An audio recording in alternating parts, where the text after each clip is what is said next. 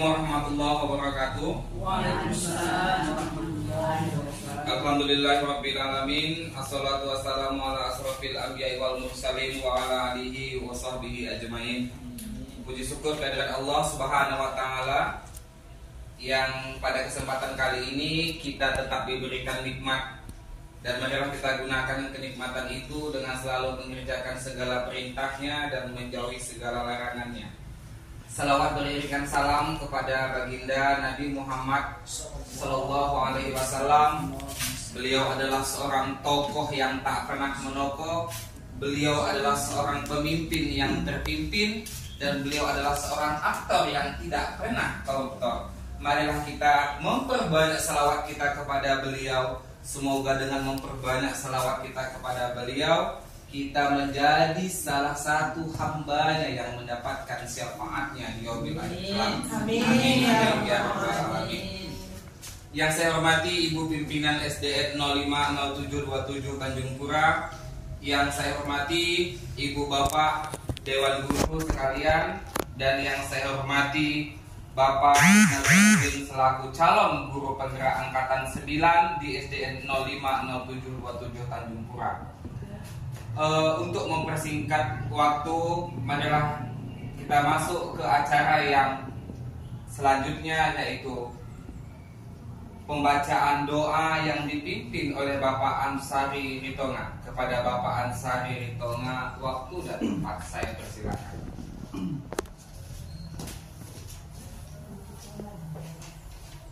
Assalamualaikum warahmatullahi wabarakatuh. Waalaikumsalam warahmatullahi wabarakatuh.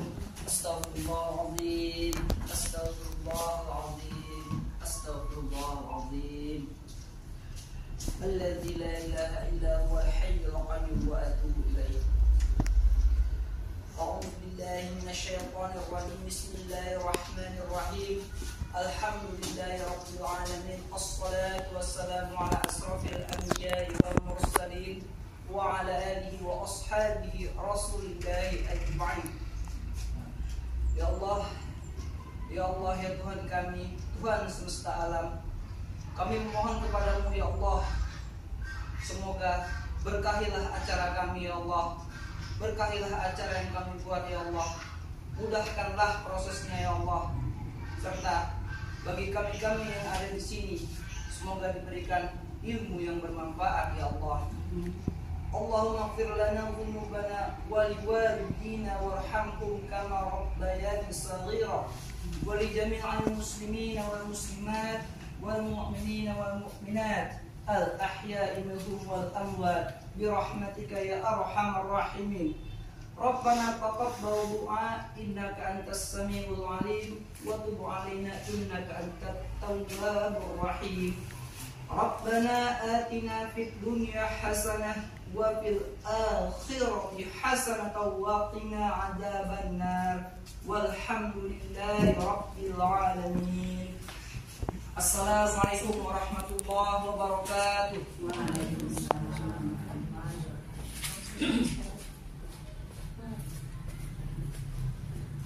Terima kasih saya ucapkan kepada Bapak Ahmad Ansari Ritonga yang telah membacakan doanya. Semoga pada kesempatan kali ini kita mendapatkan ridho dari Allah dan tentunya diberikan keselamatan dunia maupun akhirat. Amin. Kalau hendak ke tapak kuda, jangan diambil si buah mangga. Itulah tadi pembacaan doa. Masuklah kita ke acara yang selanjutnya. Acara selanjutnya ialah sambutan dari Ibu Kepala Sekolah SDN 050727 Tanjung Pura. Kepada Ibu Kepala Sekolah, waktu dan tempat saya persilakan dengan segala hormat.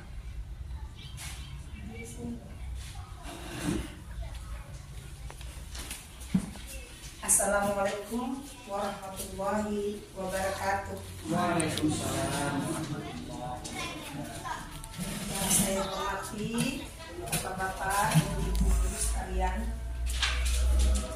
yang hadir dalam kegiatan diseminasi budaya positif.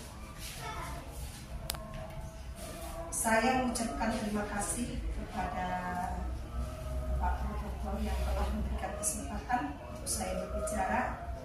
Di sini pertama-tama saya memuji dan syukur kehadiran Allah Subhanahu wa taala yang mana diberikannya kita kesehatan sehingga kita dapat berkumpul di ruangan yang berbahagia ini, serta selawat beriring salam kepada junjungan kita Nabi besar Muhammad sallallahu alaihi wasallam.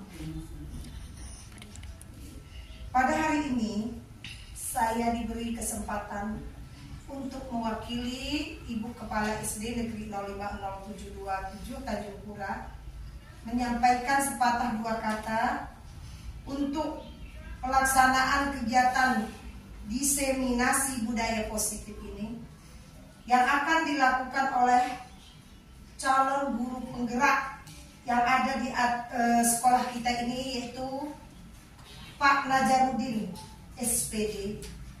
Dia adalah guru penggerak yang angkatan 9.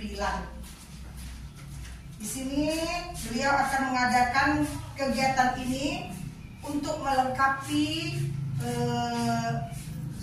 tugasnya yang akan dilaksanakan sebagai guru penggerak.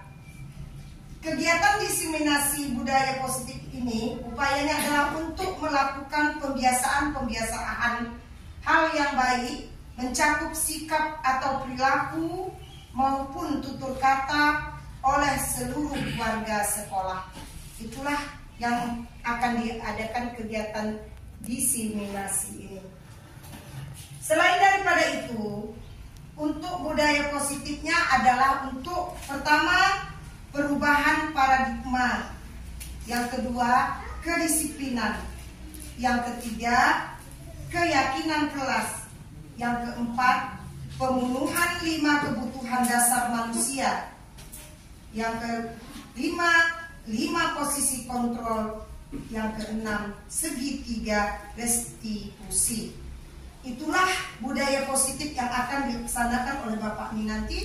Semoga apa yang dibuat oleh Pak Najar nanti untuk kemajuan sekolah ini dan untuk kemajuan Bapak tersebut akan bertambahlah ilmu yang akan didapat dan membantu kegiatan anak-anak supaya lebih maju lagi. Untuk itu kita bersyukur karena di sekolah ini kita mendapat seorang guru penggerak. Walaupun guru penggerak itu susah mendapatkannya, meskipun itu dapat didapat oleh seorang guru SD 4 yaitu Pak Najaruddin. Semoga dengan hadirnya guru penggerak di sekolah kita ini, sekolah kita akan lebih baik lagi untuk kedepannya dan anak didik kita juga lebih maju cara belajarnya. Semoga apa yang kita buat ini diridhai oleh Allah Subhanahu wa Ta'ala. Ibu rasa inilah yang dapat saya sampaikan. Saya sudahi dengan wabillahi taufiq wal hidayah. Assalamualaikum warahmatullahi wabarakatuh. Waalaikumsalam warahmatullahi wabarakatuh. Terima kasih kepada Ibu Pimpinan SDN 050727 Tanjung Pura ataupun yang mewakili Ibu Halimatus Sa'diyah Sarjana Pendidikan yang telah menyampaikan bimbingan ataupun arahan kepada kita semuanya, menjelaskan bahwasanya di SDN 050727 Tanjung Pura akan ada calon guru penggerak angkatan 9. Untuk mempersingkat waktu pula dimintakan kepada penyampaian materi diseminasi budaya positif oleh Bapak Nazaruddin Sarjana Pendidikan. Kepada Bapak, waktu dan tempat saya persilakan. Terima kasih. Assalamualaikum warahmatullahi wabarakatuh.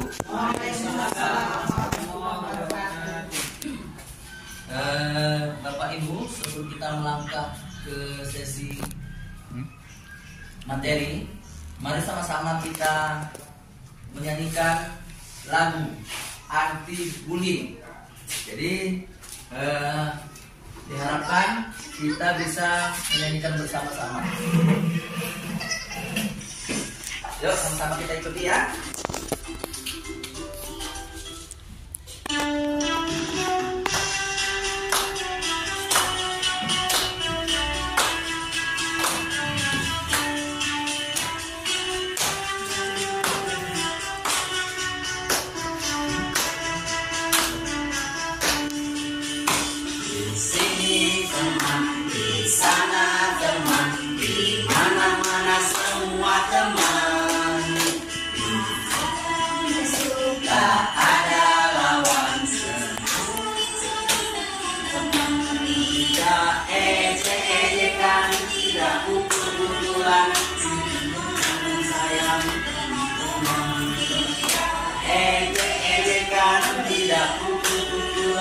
Semua saling sayang,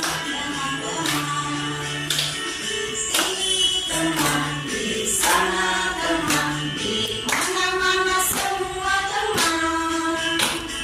Ada musuh tak ada lawan, semua saling sayang, tidak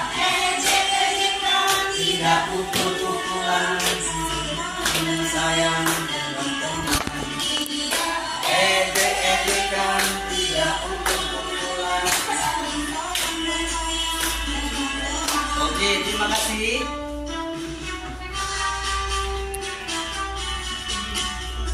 Jadi menurut Bapak Ibu, lagu yang kita putarkan tadi itu ada tidak kaitannya dengan kegiatan ataupun anak didik kita di sekolah? Nah, tentunya tentang bullying. Nah, sekarang kita lanjutkan materi kita. Baik.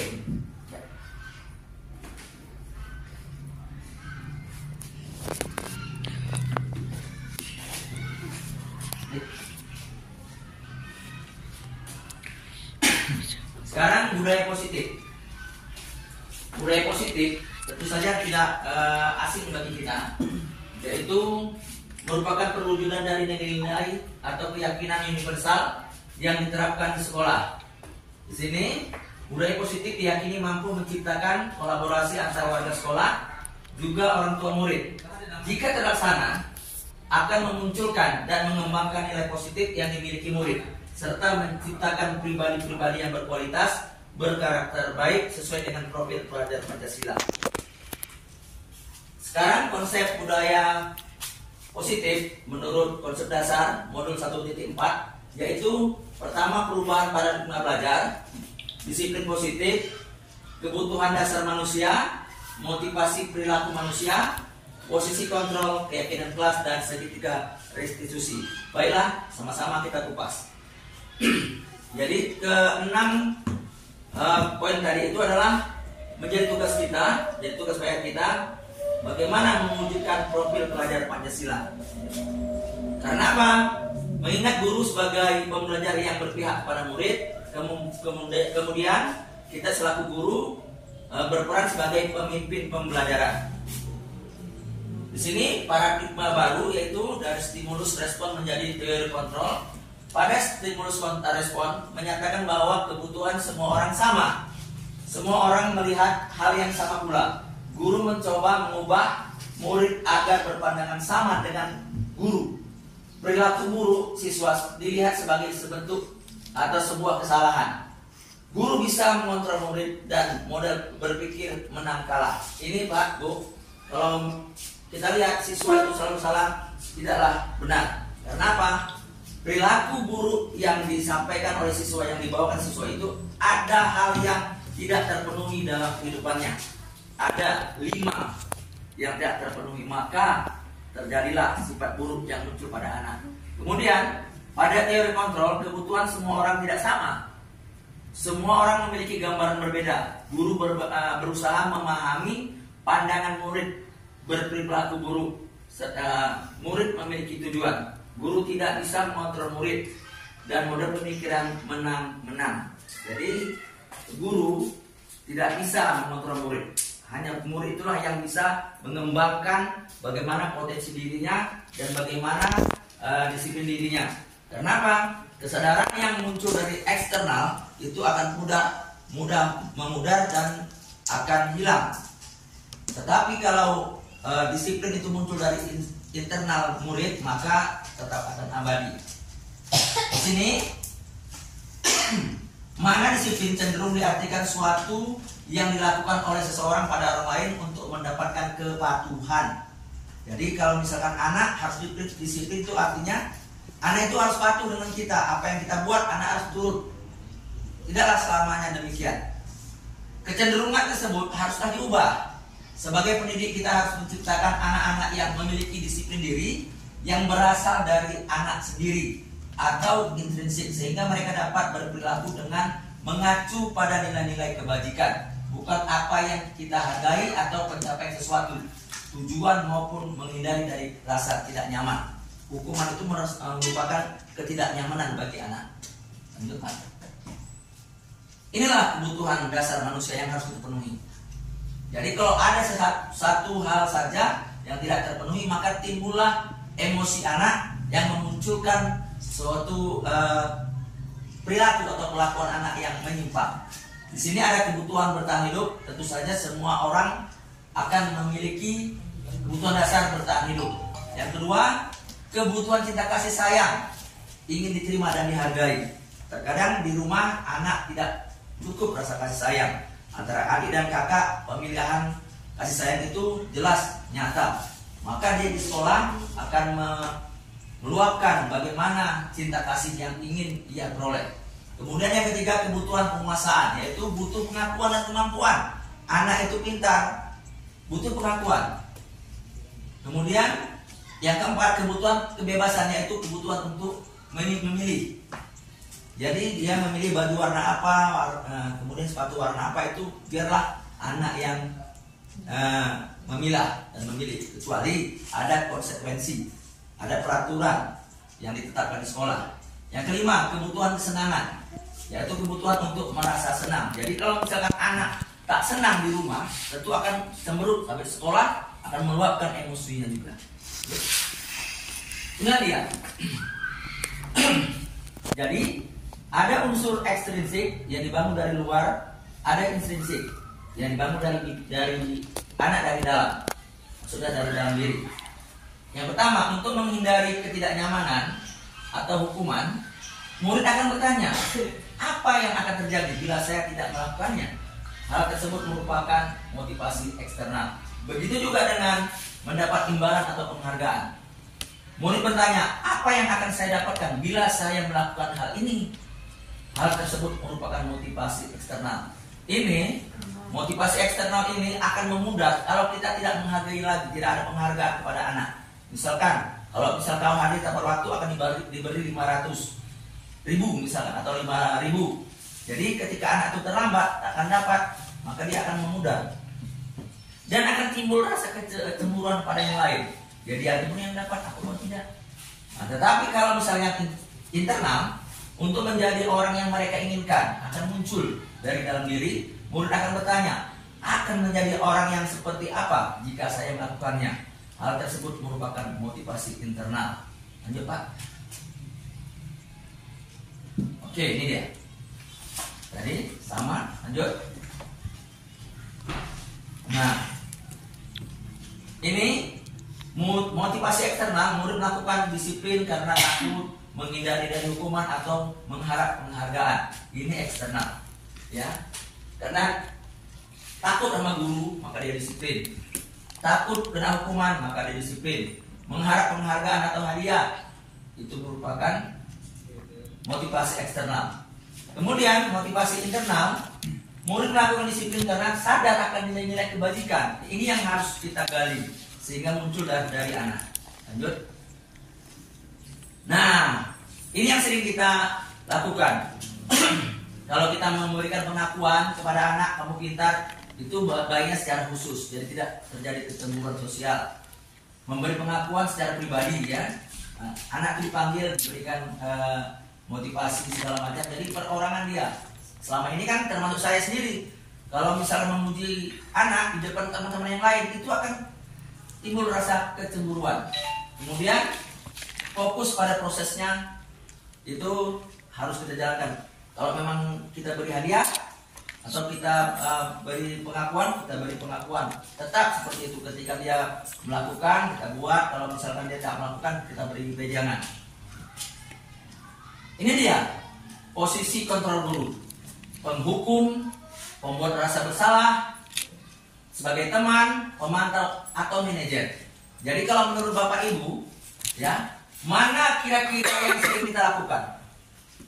Posisi kontrol guru kita, apakah sebagai penghukum, pembuat rasa bersalah, sebagai teman, pemantau, atau manajer?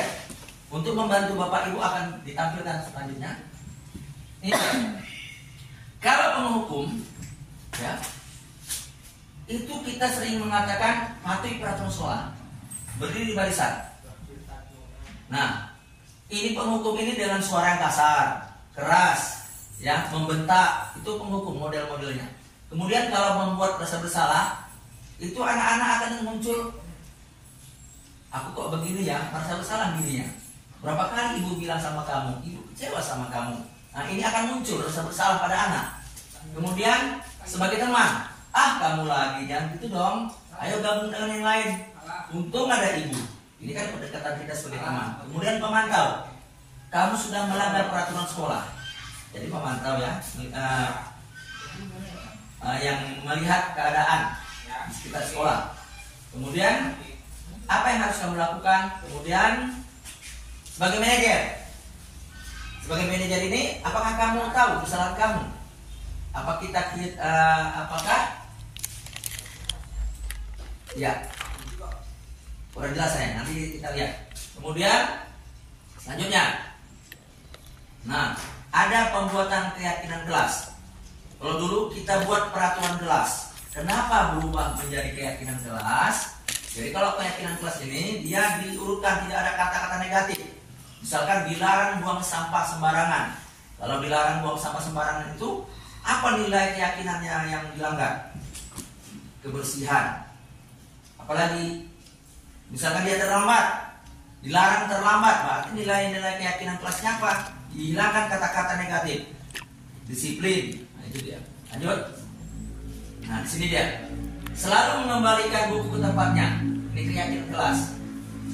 Merupakan tanggung jawab. Dilarang mengganggu orang lain, berarti menghormati orang lain. Ini nggak ada dilarang mengganggu orang lain. Nah, misalnya kata-kata dilarang negatif itu dibuang. Menggunakan masker itu kesehatan. Inilah keyakinan kelas. Lanjut.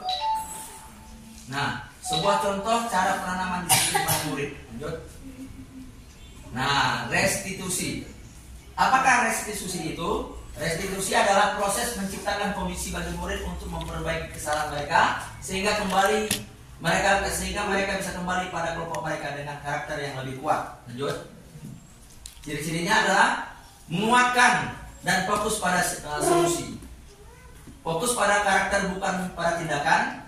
Bukan menebus kesalahan, tapi belajar dari kesalahan. 4. Mencari kebutuhan dasar yang mendasari tindakan. Yang kelima, tawaran, bukan paksaan.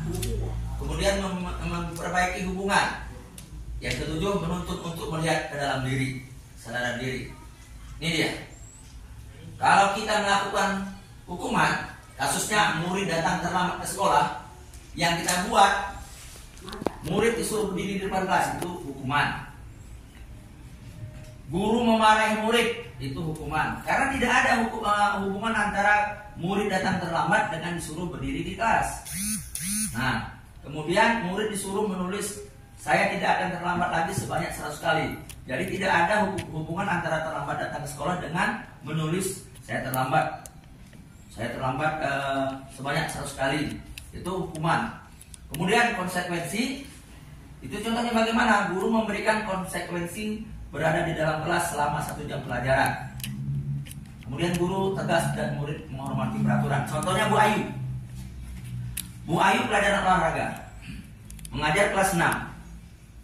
Ada siswa datang terlambat.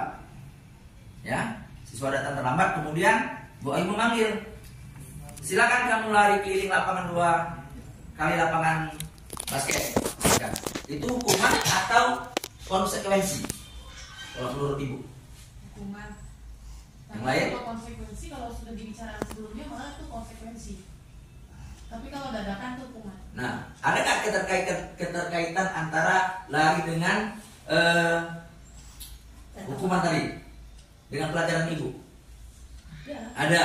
Jadi kalau dia berkaitan itu merupakan konsekuensi. Baik. Kemudian restitusi. Restitusi itu adalah guru menanyai keyakinan kelas yang telah disepakati dan guru membantu penyelesaian masalah. Murid terbuka dan menghormati dirinya dan orang lain. Lanjut, Pak. Nah, inilah dia. Kalau anak-anak ada masalah, kita gunakan segitiga restitusi. Yang pertama, kita tanya, kamu tentu punya alasan mengapa kamu melakukan itu. Itu memvalidasi kebutuhan anak. Kemudian, adakah cara yang lebih efektif untuk mendapatkan yang kamu butuhkan? Yang kedua, menstabilkan identitas. Jadi kita itu menarik diri. Ini sebenarnya sudah pernah kita lakukan sebelum-sebelumnya, tapi namanya saja tak sama. Setiap orang pasti pernah melakukan kesalahan. Kamu bukan satu-satunya orang yang pernah melakukan ini. Setelah itu, yang ketiga, tahapan yang ketiga, menanyakan keyakinan. Nilai apa yang telah kamu sepakati? Nilai apa? Kemudian kamu ingin menjadi orang seperti apa? Lanjut. Ini dia langkah-langkahnya. Menstabilkan identitas tadi. Pertanyaan-pertanyaan yang harus kita sampaikan seperti ini. Lanjut, yang pertama, yang kedua, ini validasi kebutuhan. Nah, kamu bisa saja melakukan hal yang buruk, yang lebih buruk, tetapi kamu tidak melakukannya. Ini validasi kebutuhan. Lanjut, ini menanyakan keyakinan. Apa nilai yang kita percaya di kelas kita? Contohnya ada kayak kelas seperti yang saya buat, sudah ada. Lanjut, ini dia intervensi selama 30 detik. Setelah kita lakukan segitiga restitusi, kita tanya ini ke anak, wajarkah? Apakah wajar membuat kesalahan? Bisakah kita memperbaikinya? Inilah kita harus kita lakukan. Lanjut, refleksi. Minta tolong Bapak, Pak Anil, bacakan dulu refleksi kita hari ini apa kira-kira? Pertama, hal baru apa yang mengubah paradigma saya yang saya dapatkan? Apa kira-kira? Baru. Nah, kemudian, baik. Sekarang yang ketiga, among. Among atau among Bapak Ibu? Among itu menuntut. Ngomong menuntut. Jadi peran among seperti apakah yang telah kita lakukan selama mengikuti modul ini? Kalau modul misalkan selama mengajar lah kita ganti. Peran among seperti apa yang telah kita lakukan selama mengajar? Kira-kira membimbing anak banyak ya Bu ya. Kemudian saya akan menjadi among seperti apa ke depannya? Among itu menuntut. Anak yang salah atau Ya, anak yang kira-kira salah kata Bu Ayu dituntut. Kemudian yang berkelahi kita damaikan dengan menggunakan segitiga restitusi. Lanjut. Ini dia. segitiga rotan juga. Ya. Inilah pembelajaran yang kita lakukan pada hari ini. Mudah-mudahan bisa kita ambil nilai positifnya. Lanjut. Ya, oke. Jadi ada keyakinan kelas yang bisa kita lihat. Assalamualaikum warahmatullahi wabarakatuh.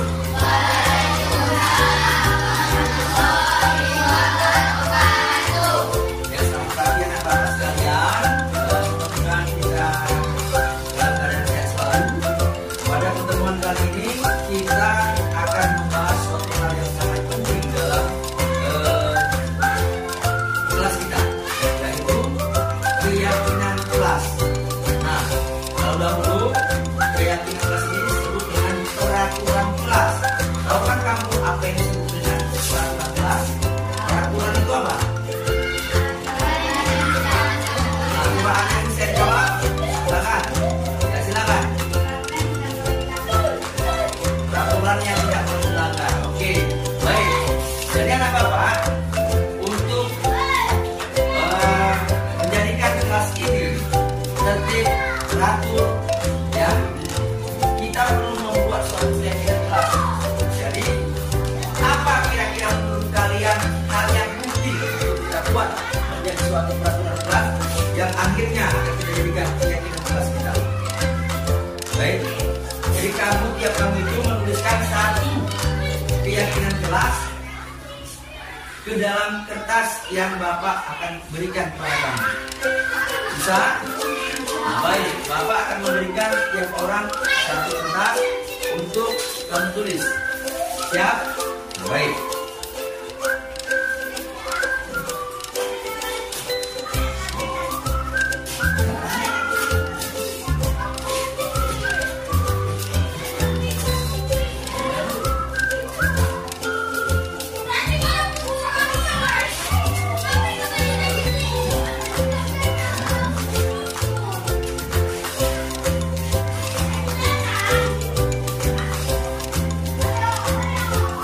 Ya.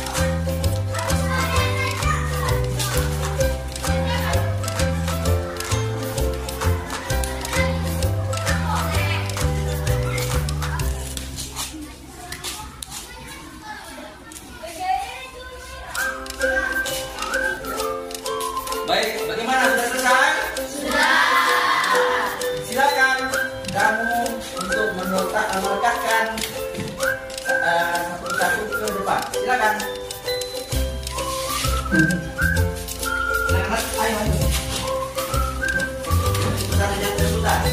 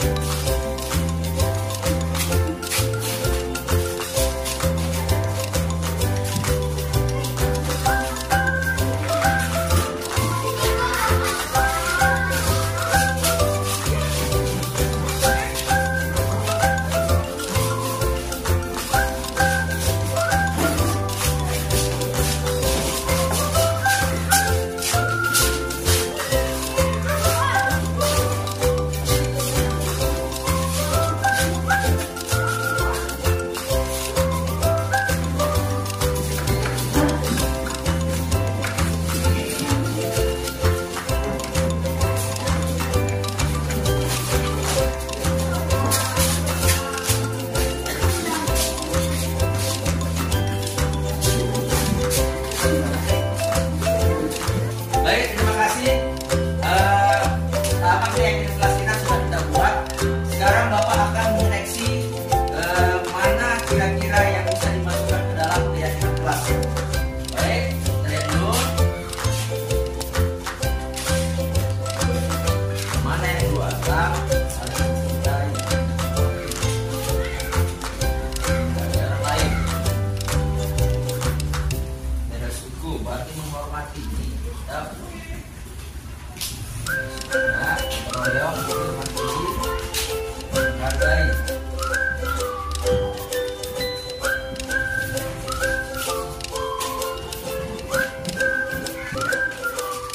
Terima kasih.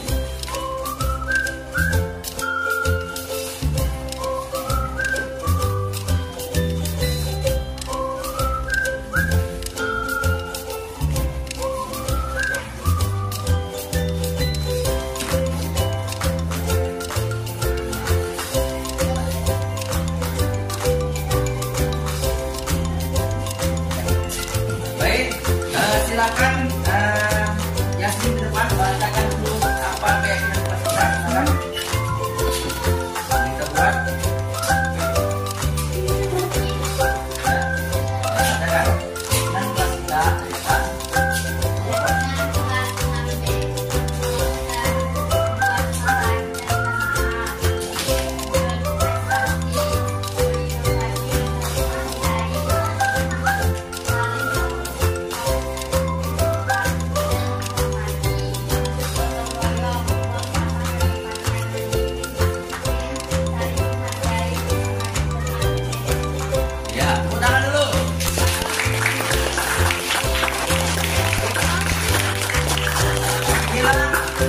keyakinan kelas kita. Baik, saya akan memberikan satu lembar kertas yang kalian akan tanda tangani kesepakatan keyakinan kelas kita.